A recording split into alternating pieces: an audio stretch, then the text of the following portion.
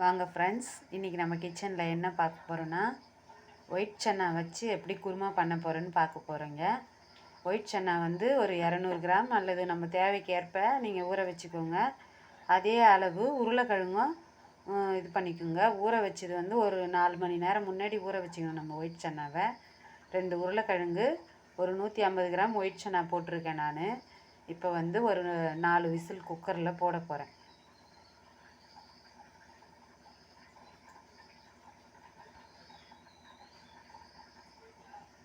தேவையான இன்க்ரீடியன்ட்ஸ் வந்து நம்ம அப்புறமா பார்க்கலாம். இது முதல்ல வாங்க தாளிக்கிறது எப்படின்னு பார்க்கலாம்.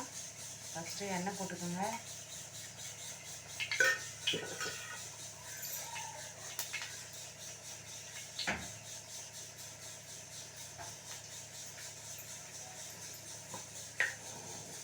கடுகு,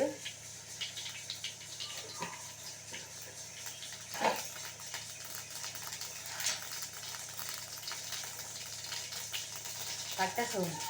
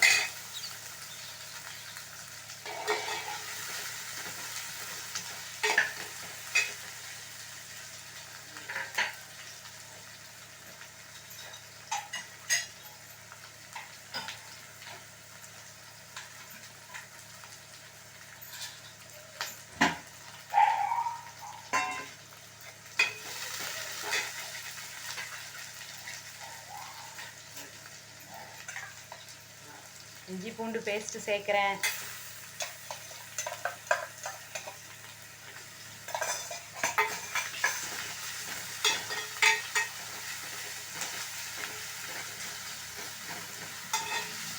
இஞ்சி பூண்டு பேஸ்ட்டு போட்டோம்னா அடி பிடிக்காமல் நம்ம வந்து கொஞ்சம் வதக்கிக்கிட்டே இருக்கணும். இப்போ வந்து தக்காளி, கருவேப்பிலை, கொத்தமல்லி,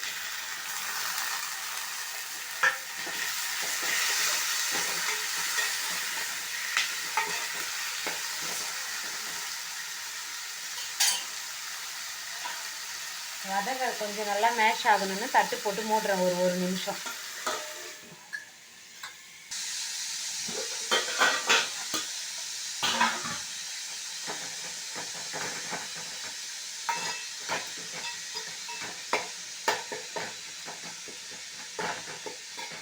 இந்த சன்னா மசாலா ஒயிட் சன்னா வந்து அவ்வளோ ஹெல்த்தியானது தான். இது வந்து சப்பாத்தியோடவும் சாப்பிடலாம். இட்லி ஒரு டிஃபன் ஐட்டம் எல்லாத்துக்குமே இந்த மசாலா வந்து குருமா குழம்பு வந்து சூப்பராக இருக்கும். பாருங்கள், நல்லா வெந்துருச்சு. இப்படி மசிச்சா மசிகிற அளவுக்கு நம்ம வந்து வேக வச்சுக்கணும். இது சாஃப்டாக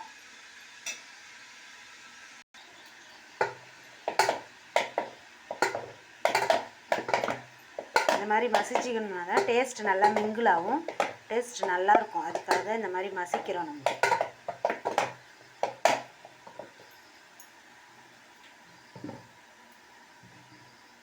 உருளைக்கிழங்கு அதே மாதிரி மசிச்சிக்கணும்.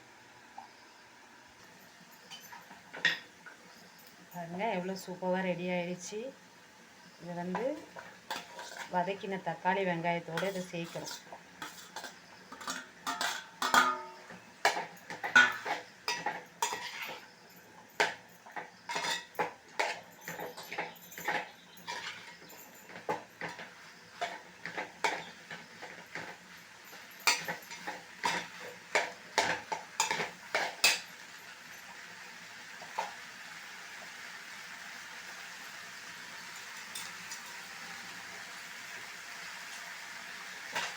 உப்பு போட்டாச்சு. அடுத்தது வீட்டு குழம்பு மிளகாத்தூள் தான் சேர்க்குறேன் நான்.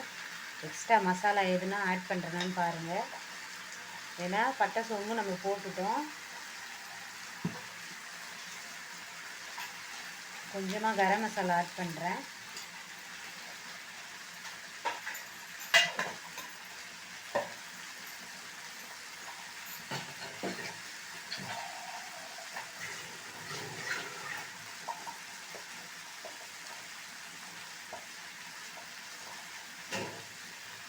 தேவைக்கேற்ப தண்ணி சேர்த்து நல்லா கொதிக்க விடணும்.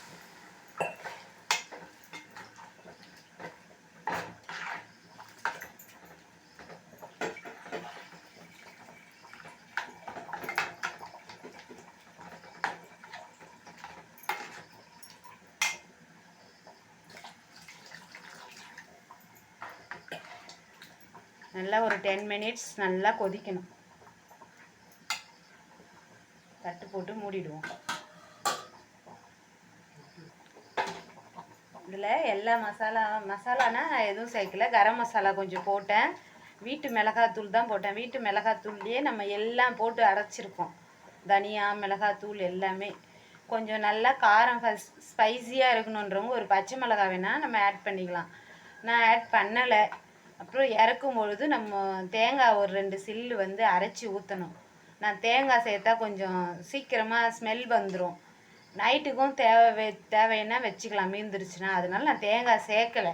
நீங்கள் வேணுன்றவங்க ஒரு 10 மினிட்ஸ் கொதித்ததும் இறக்க ஒரு 2 நிமிஷம் இருக்கும்பொழுது தேங்காய் சேர்த்து கொதிக்க வச்சு இறக்கிக்கலாம்.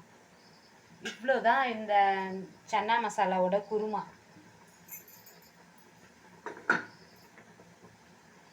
ஒயிட் சன்னா குருமா தான் நான் வச்சுருக்கேன். இப்போ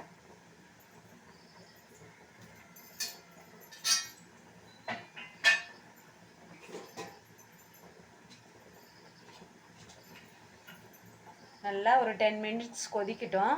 அதுக்காக வெயிட் பண்ணுவோம். எவ்வளோ அழகாக கொதிக்குது பாருங்கள். ஒரு 5 மினிட் கொதிச்சிருச்சு.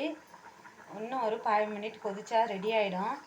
இப்போ வந்து டிஃபன் வந்து ரெடி ஆகுது. மார்னிங் டிஃபன் பிரேக்ஃபாஸ்ட்டு வந்து ரெடி பண்ணின்னு இருக்கேன். இது சப்பாத்தியோடு சாப்பிட்லாம், இட்லி தோசையோடும் சாப்பிட்லாம், ரைஸ் கூடவும் சாப்பிட்லாம். ஆனால் ஹைலைட்டாக இருக்கணும்னா சப்பாத்தி, இட்லி, தோசை தான் நல்லாயிருக்கும் இந்த குழம்பு. மிகவும் ஹெல்த்தியானது இந்த டிஷ்ஷு. ஏன்னா ஒயிட் சன்னா வந்து ஃபேட்டு, உடம்புக்கு ஒல்லியாக இருக்கிறவங்களாம் நல்லது இது.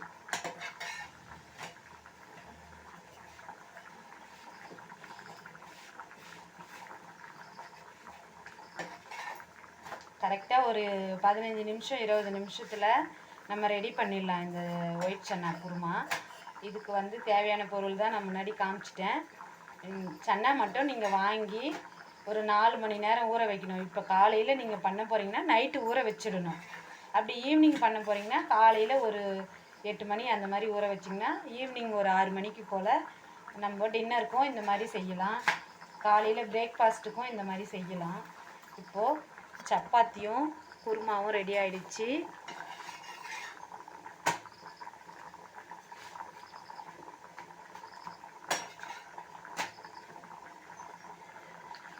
எவ்வளோ பார்க்கவே அழகாக இருக்குது பாருங்கள். இந்த இப்போ 5 மினிட் கொதிச்சிடுச்சு இல்லையா? இப்போ வந்து நம்ம தேங்காய் வேணுன்றவங்க ஆட் பண்ணிக்கலாம். நான் தேங்காய் சேர்க்கலை. ஏன்னா நான் நைட்டு வரைக்கும் இது தேவைப்படும் மீந்துருச்சுனான்ட்டு நான் தேங்காய் சேர்க்கலை. தேங்காய் சேர்த்தா நம்ம ஒரே வேலை இல்லை காலி பண்ணிடணும். 4 மணி நேரத்துக்கு மேலே ஸ்மெல் வந்துடும். அதுக்காக தான் நான் தேங்காய் ஆட் பண்ணல. காலை பிரேக்ஃபாஸ்ட்டுக்கு சப்பாத்தியோட இட்லி ரெடி ஆகிடுச்சு. நான் வந்து துணியில் இது பண்ணதுனால பாருங்கள் எவ்வளோ அழகாக இட்லி எடுத்துட்டேன்னு. சட்டுன்னு இந்த மாதிரி நீங்களும் எடுங்க.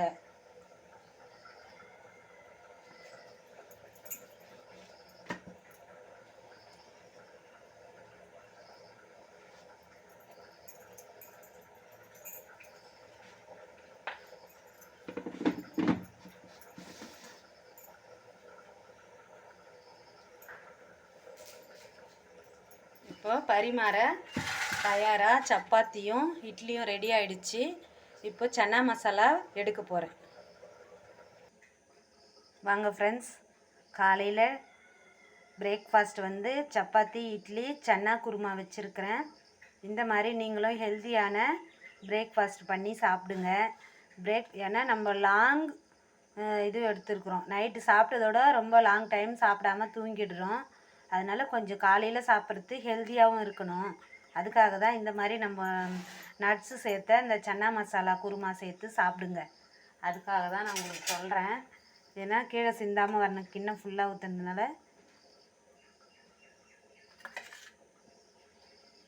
ஒயிட் சன்னாவோட குருமா ரெடி ஆயிடுச்சு பாருங்கள்.